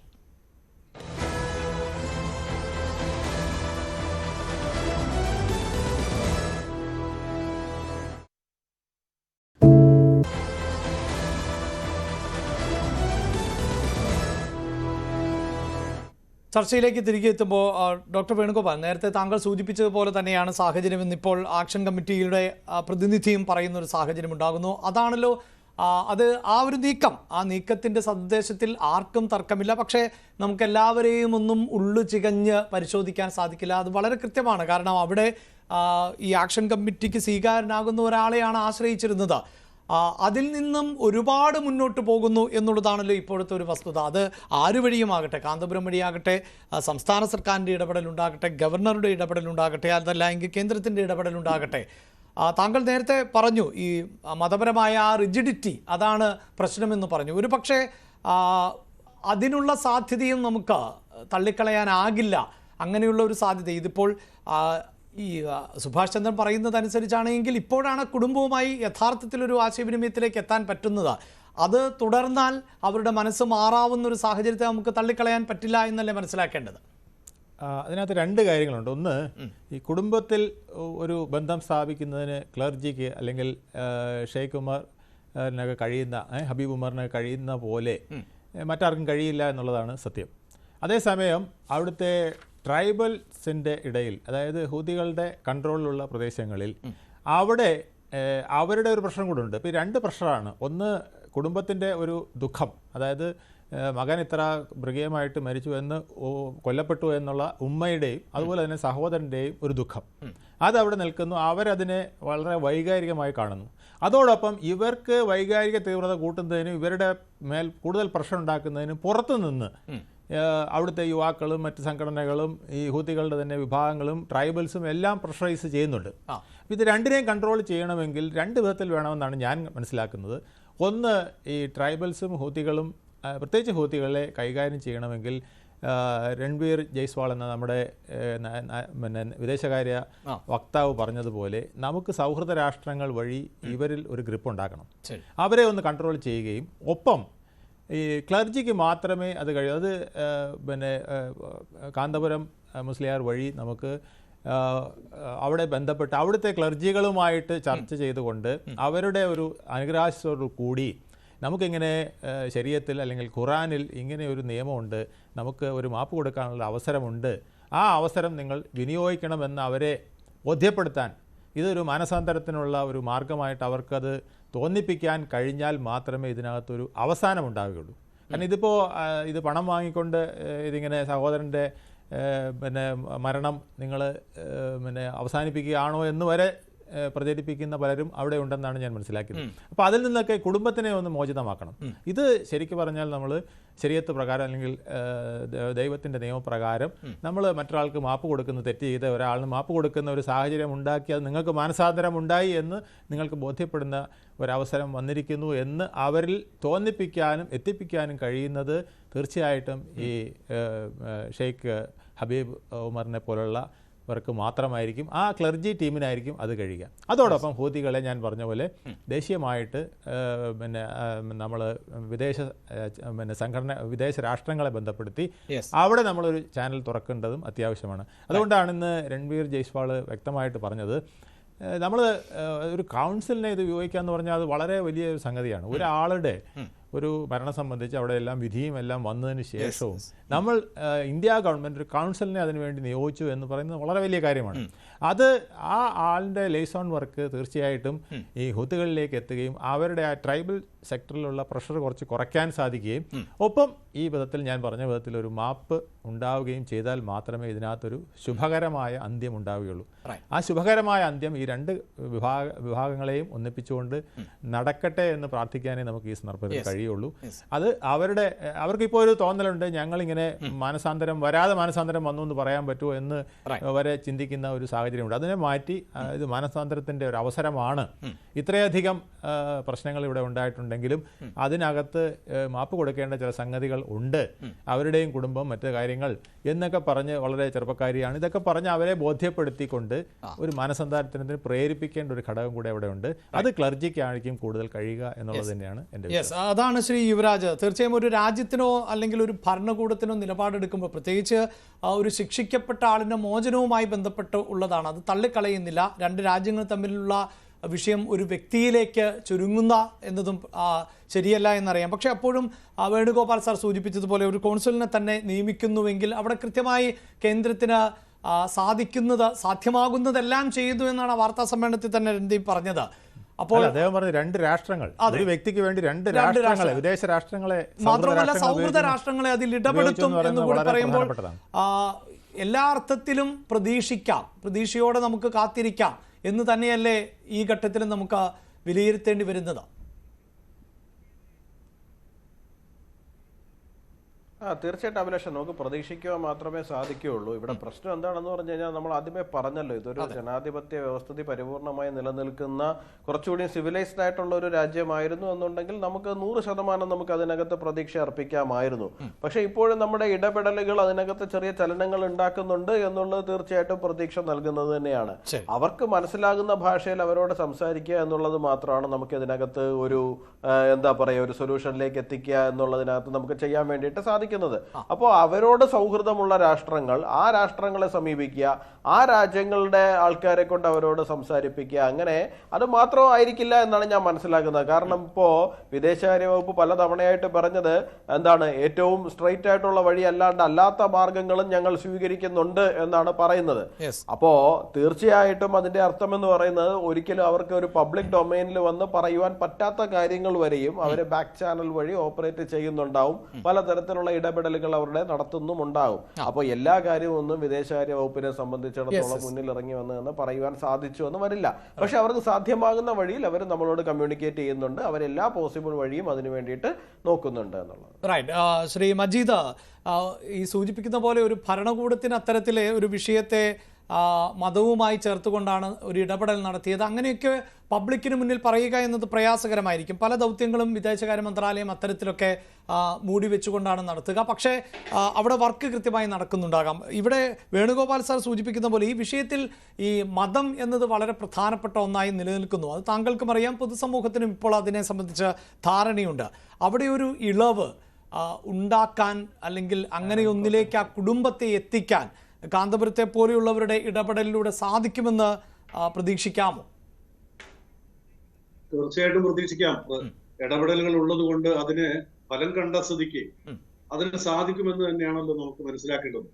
ഇത്രയും കാലം ഇതിനൊരു യാതൊരു വിധത്തിലുള്ള ഒരു പുരോഗതിയും മുന്നോട്ട് വരാത്ത ഒരു സന്ദർഭത്തിൽ ഒരു പ്രൈമറി സ്റ്റേജ് എന്നുള്ള നിലയിലെങ്കിലും വധശിക്ഷയുടെ സമയം അല്പം ദീർഘിപ്പിച്ച് കിട്ടുക അല്ലെങ്കിൽ മരവിപ്പിച്ച് കിട്ടുക എന്നതിലേക്ക് എത്തിപ്പെട്ട ഒരു സാഹചര്യം നമുക്ക് ആർക്കും നിഷേധിക്കാൻ കഴിയാത്തൊരു സാഹചര്യമാണല്ലോ. ആ നിലക്ക് ആ സാഹചര്യം ഉരുത്തിരിഞ്ഞു വന്നതുകൊണ്ട് തന്നെ അതിന്റെ തുടർകാല ചർച്ചകളും ഈ രൂപത്തിൽ തന്നെ കാന്തപുരം ഉസ്താദുമായി ബന്ധപ്പെടുത്തി മുന്നോട്ട് കൊണ്ടുപോകാൻ കഴിയും എന്ന് തന്നെ ശുഭപ്രതീക്ഷയിലാണ് നമ്മളൊക്കെ നിൽക്കേണ്ടത്. അങ്ങനെ തന്നെയാണ് ഉണ്ടാകുന്നത്. അതിന് ബലം നൽകുന്ന രീതിയിൽ മറ്റു പല ഏജൻസികളിലൂടെയും അവിടെ ഇവരുമായി ബന്ധപ്പെട്ട ഈ കുടുംബങ്ങളുമായും ഗോത്രവർഗങ്ങളുമായും ഒക്കെ മറ്റും പല മീഡിയകളിലൂടെയും അതിലേക്ക് പോകുന്നതുകൊണ്ട് ഒരു കുഴപ്പമില്ല. സാധ്യതകൾ വ്യത്യസ്ത കോണുകളിലൂടെ വ്യത്യസ്ത സന്ദർഭങ്ങളിൽ അപ്രതീക്ഷിതമായി വന്നുകൂടുന്ന ഒരുപാട് സാധ്യതകൾ ഉണ്ടാവും. ആ അപ്രതീക്ഷിത സാധ്യതയെ കുറിച്ചാണല്ലോ ഇത്രയും കാലം ലഭ്യമാകാതിരുന്ന ഒരു ആക്സസ് കാന്തപുരം ഉസ്താദിലൂടെ ലഭ്യമായി എന്ന് സുഭാഷ് സാർ നമ്മളോട് പറഞ്ഞല്ലോ, കൃത്യമായി പറഞ്ഞു. അതുപോലെ മറ്റും പല മീഡിയേറ്റർ വഴിയോ അല്ലെങ്കിൽ ഒക്കെ സാധ്യത ഉണ്ടാകുമായിരിക്കും. അത് കണ്ടെത്തി ഉപയോഗപ്പെടുത്താനുള്ള ഒരു സന്ദർഭം ഉണ്ടാവുക എന്നതാണ്. അതിപ്പോ ഗവൺമെന്റ് ആയാലും വ്യക്തികളായാലും നമ്മളെ ആക്ഷൻ കൗൺസിലുകളായാലും ഒക്കെ ഏത് സാധ്യതകളെയും അവർക്ക് ഉപയോഗപ്പെടുത്താം. ഒരു വ്യക്തിയുടെ ജീവിതത്തിന്റെ പ്രശ്നം എന്ന നിലയിൽ, ഒരു മാനുഷിക പരിഗണനയുടെ ഭാഗം എന്നുള്ള നിലയിൽ നമുക്ക് ഇതിന്റെയൊക്കെ സാധ്യതകൾ ഏതുമാകാം. പക്ഷെ ഇപ്പോഴും കാന്തപുരം ഉസ്താദിന്റെ ഈ ഇടപെടലിന്റെ സാധ്യതകൾ ഒട്ടും മങ്ങിയിട്ടില്ല. കൂടുതൽ മുന്നോട്ട് പോകാൻ കഴിയുമെന്ന ശുഭപ്രത്യാശയിൽ തന്നെയാണ് ഞങ്ങളുള്ളത്. നമുക്കെല്ലാവർക്കും അങ്ങനെ പ്രത്യാശിക്കാം. നമുക്ക് ചർച്ച അവസാനിപ്പിക്കുമ്പോൾ ശ്രീ മിഥുൻ, പൊതുവിൽ പല അവകാശവാദങ്ങളുമായി പലരും രംഗത്തെത്തിയ ഒരു പശ്ചാത്തലമുണ്ട്. അവരെയൊക്കെ മാറ്റി നിർത്തിയാൽ ആത്മാർത്ഥമായി ഇതിനു വേണ്ടി ശ്രമിക്കുന്ന മറ്റൊരു വിഭാഗമുണ്ട് എന്നത് വസ്തുതയാണ്. അത് പലതരത്തിൽ ആണ് എന്നുള്ളതാണ് നമുക്കിപ്പോൾ മനസ്സിലാക്കാൻ സാധിക്കുന്നത്. പക്ഷേ അങ്ങനെ ഒരു വലിയ ശതമാനം ആളുകളും സംവിധാനങ്ങളും ഒക്കെ പ്രവർത്തിക്കുന്നുണ്ട്. അതിന് ഫലം കാണും, ഒരല്പം വൈകിയെങ്കിലും എന്ന് നമുക്ക് പ്രത്യാശിക്കാം. അങ്ങനെയല്ലേ മിഥുൻ? തീർച്ചയായും. ഒരുപക്ഷെ നമ്മുടെ ഈ ചർച്ചയിലൂടെ ആയിരിക്കും കേരള സമൂഹത്തിന് തന്നെ മനസ്സിലായിട്ടുണ്ടാവുക സാമുവൽ ജെറോമിനെ പോലുള്ള ആളുകൾ ഇതിന്റെ ഈ ഒരു ക്യാമ്പയിന്റെ ഫേസ് അല്ല എന്ന കാര്യം. കാരണം ഇതുവരെ അങ്ങനെ ഒരു തെറ്റിദ്ധാരണ ഉണ്ടായിരുന്നു, ഇദ്ദേഹമാണ് ഇതിന്റെ ഒരു ഒഫീഷ്യൽ സ്പോക്സ് പേഴ്സൺ എന്ന്. ഞാൻ പല നാഷണൽ മീഡിയ നോക്കുമ്പോഴൊക്കെ അതിൽ സാമുവൽ ജെറോമിനെ റെഫർ ചെയ്തുകൊണ്ടാണ് ഇതിന്റെ ഒരു ഒഫീഷ്യൽ സ്പോക്സ് പേഴ്സണായും ഈ കൗൺസിലിന്റെ ഭാഗമായിട്ട് അവരൊക്കെ കോട്ട് ചെയ്തിരിക്കുന്നത്. കാരണം അദ്ദേഹത്തിന്റെ വാക്കിനാണ് ഭയങ്കര ആധികാരികതയോട് കൂടെ എടുത്തുകൊണ്ടിരുന്നത്. സുഭാഷ് ചന്ദ്രൻ പറഞ്ഞതാണ്. കാരണം ഈ ആക്ഷൻ കമ്മിറ്റിയെ സംബന്ധിച്ചിടത്തോളം ഒരു മീഡിയേറ്റർ എന്നോ അല്ലെങ്കിൽ അദ്ദേഹമായിരുന്നു. അതെ, അവരുടെ ആ ലിമിറ്റേഷൻസിനെ ഇദ്ദേഹം ഭയങ്കരമായി എക്സ്പ്ലോയിറ്റ് ചെയ്തു എന്ന് തന്നെ വേണം പറയാൻ. കാരണം ഇങ്ങനെയുള്ള നമ്മൾ ഈ ഒരു റിലീജിയസ് ഡിപ്ലോമസിയുടെ ആംഗിൾ നമ്മൾ ഒരു പക്ഷേ മുന്നേ നമ്മൾ പരീക്ഷിച്ചിട്ടുണ്ടായിരുന്നെങ്കിൽ ഇത്രയും ഈ അവസാന സ്റ്റേജിൽ എത്തിയിട്ട് നമ്മൾ ഇങ്ങനെ കഷ്ടപ്പെടേണ്ട ആവശ്യം ഉണ്ടായിരുന്നില്ല എനിക്ക് തോന്നുന്നത്. കാരണം യമനെ സംബന്ധിച്ച് അവിടെ രണ്ട് എന്താ പറയുക ഗവർണൻസ് മോഡലാണ്. ഒന്ന് ഈ പ്രസിഡൻഷ്യൽ ലീഡർഷിപ്പ് കൗൺസിലിന്റെ ചെയർമാനായിരിക്കുന്ന റഷദ് അലീമിയുടെ കീഴിലും, മറ്റൊന്ന് മഹദി അൽ മസദ് അദ്ദേഹത്തിന്റെ കീഴിലുള്ള സുപ്രീം പൊളിറ്റിക്കൽ കൗൺസിൽ, അത് ഹൂത്തികളുടെ ഒരു എന്താ പറയുക ലീഡർഷിപ്പാണ്. അപ്പൊ ഈ രണ്ട് ലീഡർഷിപ്പുമായിട്ട് നമുക്ക് ഇന്റർനാഷണലി റെക്കഗ്നൈസ്ഡ് ആയിട്ടുള്ള പ്രസിഡൻഷ്യൽ ലീഡർഷിപ്പ് കൗൺസിലായിട്ട് മാത്രമേ നമുക്കൊരു ഡിപ്ലോമാറ്റിക് ചാനൽ ഇന്ററാക്ഷൻ നടത്താൻ സാധിക്കുകയുള്ളൂ. പക്ഷേ ആ പ്രസിഡൻഷ്യൽ ലീഡർഷിപ്പ് കൗൺസിലിന്റെ കീഴിൽ വരുന്ന ഈ സ്ഥലങ്ങളൊന്നും ഈ എന്താ പറയുക ഇപ്പൊ നിമിഷ ഉള്ള ജയിലാണെങ്കിലോ അല്ലെങ്കിൽ അവരുടെ ട്രയൽ കോടതി ആണെങ്കിലോ അല്ലെങ്കിൽ അതിന്റെ എക്സിക്യൂഷൻ അപ്രൂവൽ വരെയുള്ള കാര്യങ്ങളിൽ ഒന്നും തന്നെ പ്രസിഡൻഷ്യൽ ലീഡർഷിപ്പ് കൗൺസിലിന്റെ കീഴിലായിരുന്നില്ല. അപ്പൊ നമുക്ക് ഡിപ്ലോമാറ്റിക് ലെവൽ ഇന്റർവെൻഷൻ അവിടെ വളരെ എന്താ പറയുക വളരെ ചാൻസസ് വളരെ മിനിമൽ ആയിരുന്നു. അതുകൊണ്ട് തന്നെ നമുക്കൊരു എന്താ പറയുക റിലീജിയസ് ഡിപ്ലോമസിയുടെ ആംഗിൾ ഒരു പക്ഷേ ഇതിനു മുമ്പേ നമ്മൾ നോക്കിയിട്ടുണ്ടായിരുന്നെങ്കിൽ ഇപ്പൊ ഈ ഒരു അവസ്ഥയിലേക്ക് എത്തി നിൽക്കില്ലായിരുന്നു. പിന്നെ ഇതിൽ പലരും പറഞ്ഞത് എന്താ പറയുക, അവർ തെറ്റ് ചെയ്തില്ലേ, ആ ഒരു ആംഗിൾ എനിക്ക് ആദ്യത്തെ റൗണ്ടിൽ കവർ ചെയ്യാൻ പറ്റിയില്ല. അവര് തെറ്റ് ചെയ്തവരല്ലേ, തെറ്റ് ചെയ്ത ആളല്ലേ, അതുകൊണ്ട് എന്തുകൊണ്ട് ശിക്ഷ ലഭിക്കണം എന്ന ആംഗിളിൽ സംസാരിക്കുന്നവരുണ്ട്. നമുക്ക് നമ്മളിതിൽ മനസ്സിലാക്കേണ്ട ഒരു കാര്യം, ഇതൊരു ഇന്റർനാഷണലി റെക്കഗ്നൈസ്ഡ് ആയിട്ടുള്ള സർക്കാരിന് കീഴിലുള്ള ഒരു ജുഡീഷ്യൽ സിസ്റ്റം ആയിരുന്നു ഈ ട്രയൽ നടത്തിയെങ്കിൽ നമുക്ക് ഒരുപക്ഷെ ആ വാദത്തോട് യോജിക്കാം. ഇവിടെ ഇന്റർനാഷണൽ ഹ്യൂമൻ റൈറ്റ്സ് ഒബ്സർവേഴ്സ് ഈ ഒരു വിഷയത്തിൽ അവർക്ക് ഒരു ആക്സസും ഇല്ല. ഞാൻ മനസ്സിലാക്കുന്നത് ഈ അംനസ്റ്റിയുടെ പോസ്റ്റ് പോലും ഈ കഴിഞ്ഞ ദിവസം ഈ എക്സിക്യൂഷന്റെ 2 ദിവസം മുന്നെയാണ് അംനസ്റ്റി പോലും അതിനെക്കുറിച്ച് ഒരു വാക്ക് പറയുന്നത്. നമ്മൾ ഈ മയൂരൻ സുകുമാരന്റെ ഒക്കെ വിഷയം നമ്മൾ എടുത്ത് നോക്കുകയാണെങ്കിൽ അംനസ്റ്റിക്ക് വലിയ ക്യാമ്പയിൻസ് നടത്തിയിട്ടുണ്ടായിരുന്നു അതിന് വേണ്ടിയിട്ട്. പക്ഷേ നിമിഷപ്രിയയ്ക്ക് അങ്ങനത്തെ ഒരു ഇന്റർനാഷണൽ ആക്സെപ്റ്റൻസ് ഇതുവരെ കിട്ടിയിട്ടില്ലായിരുന്നു ഈ ഒരു വിഷയത്തിൽ. ഇപ്പോഴാണ് ഒരു സോഷ്യൽ മീഡിയ ഡിസ്കഷന് പോലും ഇത് വലിയ രീതിയിൽ പോകുന്നത്. അപ്പൊ അങ്ങനെ ഒരു പ്രോപ്പർ ആയിട്ടുള്ള ഒരു ട്രാൻസ്ലേഷൻ സർവീസോ അല്ലെങ്കിൽ ലീഗൽ റെപ്രസെന്റേഷനോ കൗൺസിലർ ആക്സസോ ഒന്നും ഇല്ലാത്തൊരു സാഹചര്യത്തിലാണ് നിമിഷം ഉള്ളത്. അതുകൊണ്ടാണ് ഒരു പക്ഷേ നമ്മുടെ സെന്റിമെന്റ് നിമിഷയോടൊപ്പം, അല്ലാതെ തലാലിന്റെ കുടുംബത്തോട് നമുക്ക് ഒരു സെന്റിമെന്റ് ഇല്ലാത്തത് കൊണ്ടല്ല. അപ്പം ഈ വിഷയത്തിൽ ഒരു എന്താ പറയുക ഒരു കളക്റ്റീവ് എഫേർട്ടോടെ വേണം നമ്മൾ ഈ വിഷയത്തെ സമീപിക്കാൻ. അല്ലാതെ ഇതിൽ പറഞ്ഞ പോലെ ക്രെഡിറ്റ് വാർ ഒഴിവാക്കുക. തീർച്ചയായും. എന്തായാലും നിമിഷയുടെ വിചാരണ ഘട്ടത്തിലടക്കം കൃത്യമായ ഒരു ട്രാൻസ്ലേറ്ററെ പോലും കിട്ടിയോ എന്ന സംശയമൊക്കെ നമ്മൾ നേരത്തെ ചർച്ച ചെയ്തു. സുഭാഷ് ചന്ദ്രൻ, നമ്മൾ അവസാനിപ്പിക്കുകയാണ്. വളരെ പെട്ടെന്ന് 1 മിനിറ്റ് മാത്രമേ സമയമുള്ളൂ. അഭിലാഷ്, നമ്മളിപ്പോ ചർച്ച ചെയ്തുകൊണ്ടിരിക്കുന്ന വിഷയത്തെ സംബന്ധിച്ചുള്ള ഒരു ബ്രേക്കിംഗ് മറ്റൊരു ചാനലിൽ വരുന്നത് കൊണ്ട് മാത്രം ഞാൻ പറയുകയാണ്. ഇപ്പോ ഈ പറയുന്ന തലാലിന്റെ സഹോദരന്റെ ശബ്ദ സന്ദേശം പുറത്ത് നീതി നടപ്പാക്കണമെന്നാണ് ശബ്ദ സന്ദേശത്തിൽ പറയുന്നത്. ഈ ശബ്ദ സന്ദേശം പുറത്തു വിട്ടത് അഡ്വക്കേറ്റ് ദീപ ജോസഫ് എന്നുള്ളതാണ് പറയുന്നത്. അപ്പൊ സ്വാഭാവികമായും ഇവർ നിൽക്കുന്നത് എവിടെയാണ് എന്ന് അവർ തന്നെ കാണിച്ചു തരികയാണ്. ആ ചാനൽ തന്നെ ബ്രേക്കിങ്ങിനകത്ത് എഴുതി കാണിക്കുന്നത് ഈ ശബ്ദ സന്ദേശം പുറത്തു വിട്ടത് അഡ്വക്കേറ്റ് ദീപ ജോസഫ് എന്നാണ്. അപ്പൊ സ്വാഭാവികമായും ഇവർ നിൽക്കുന്നത് നിമിഷയ്ക്ക് നീതി നൽകാൻ വേണ്ടിയല്ല, നിമിഷയെ രക്ഷിക്കാൻ വേണ്ടിയല്ല എന്ന് അവർ തന്നെ ഓരോ ദിവസവും സ്വയം തുറന്നു കാണിക്കുകയാണെന്നുള്ള ഒരു കാര്യം കൂടി ഈ ചർച്ചയുടെ കൺക്ലൂഡിംഗ് ആയിട്ട് ഞാൻ പറഞ്ഞു വെക്കുകയാണ്. എന്തായാലും ചർച്ച അവസാനിപ്പിക്കുമ്പോൾ പ്രിയപ്പെട്ട പ്രേക്ഷകരെ നിങ്ങളോടും പറയാനുള്ളത്, നിമിഷപ്രിയ മറ്റൊരു രാജ്യത്ത് വധശിക്ഷയ്ക്ക് വിധിക്കപ്പെട്ട നമ്മുടെ സഹോദരിയാണ്. അവിടെ തെറ്റ് ചെയ്തതല്ലേ എന്ന് ചോദിക്കുന്നവരോട് ആ തെറ്റിലേക്ക് എത്തിയ സാഹചര്യം എന്തായിരുന്നു എന്നതുകൂടി പ്രധാനപ്പെട്ടതാണ്. ആരും ആ തെറ്റിനെ ന്യായീകരിക്കുകയല്ല. പക്ഷേ ഓർക്കുക, നിങ്ങൾ വിഷയത്തെക്കുറിച്ചറിയാതെ ചെയ്യുന്ന കമൻറ്റുകൾ, അത് രാഷ്ട്രീയത്തിൻ്റെയോ മതത്തിൻ്റെയോ ഭാഷയുടെയോ വേഷത്തിൻ്റെയോ എന്തിൻ്റെ പേരിലുമാകട്ടെ, അത് ആ മോചനത്തിനുള്ള വഴി അടയ്ക്കുകയാണ് ചെയ്യുക. പ്രത്യേകിച്ച് തലാലിൻ്റെ കുടുംബത്തോട് നമുക്ക് ക്ഷമിക്കൂ എന്ന് പറയാനേ സാധിക്കൂ. അവരെ പ്രകോപിതരാക്കുകയല്ല ചെയ്യേണ്ടത്. അത്തരം കമൻറ്റുകൾ കഴിയുന്നത്ര ഒഴിവാക്കുക, അതിൽ ഇടപെടാതിരിക്കുക. നമുക്കെല്ലാവർക്കും അവരോട് അപേക്ഷിക്കുക എന്നതാണ് സാധ്യമാകുന്ന വഴി. അതുമാത്രമേ പ്രേക്ഷകർ സ്വീകരിക്കാവൂ എന്ന് ഓർമ്മപ്പെടുത്തിക്കൊണ്ട് ഈ ഡിബേറ്റ് അവസാനിപ്പിക്കുന്നു. ചർച്ചയിൽ പങ്കെടുത്ത എല്ലാ അതിഥികൾക്കും വളരെയധികം നന്ദി.